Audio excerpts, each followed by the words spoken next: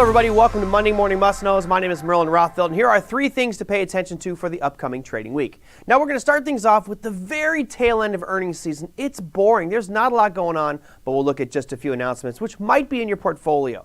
Starting things off on Monday, you can see we have Oracle and we have Lennar. Of course, we talked a lot about home builders, Oracle doing a lot in the technology space, also with smart contracts and blockchain. Tuesday brings us F-Cell Technologies, and on Wednesday, we have Jinko Solar. There's only 69 companies reporting this week, and it is actually very, very quiet. Not a lot going on. Now, the next thing we're going to want to talk about, oh yes, it's that buzzword that everybody seems to be talking about. Of course, on Friday, you saw some numbers come out which really painted an ugly picture for this one, and that is inflation. Now, Consumer Price Index, which is the prices that you and I are paying for a basket of goods and services, those numbers are coming out on Tuesday at 8:30 Eastern Standard Time.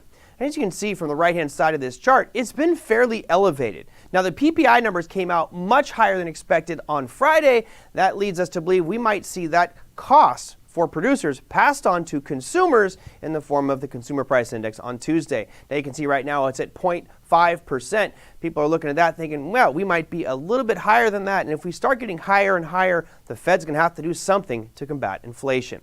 Moving on to the final piece, talking about money flow. Yes, something we haven't talked about. It's called TIC long-term purchases. Now this comes out at Thursday at 4 p.m. Eastern Standard Time, so the markets will be closed, but it could set up for Friday's session.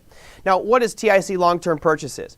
TIC long-term purchases is essentially saying, where is the money going? Are foreigners buying more long-term U.S. securities, or are Americans buying more foreign long-term securities?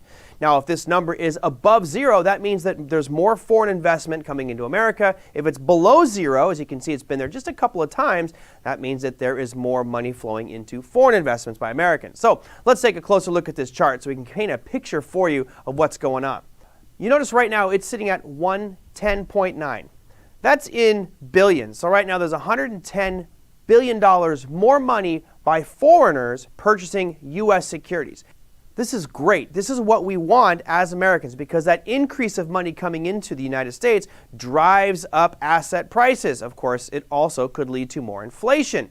Now, the other side of this is thinking about the U.S. dollar. We have talked about the dollar in previous weeks, and the dollar has bounced off a demand zone, has been rising, and as the dollar rises, we may see this TIC long-term purchase number decline because the cost of those securities for foreign investors will start to get more expensive. So watch these two numbers, the TIC long-term purchases and the dollar index for the upcoming trading week. That, my friends, is your Monday Morning Must Knows. We'll see you next week.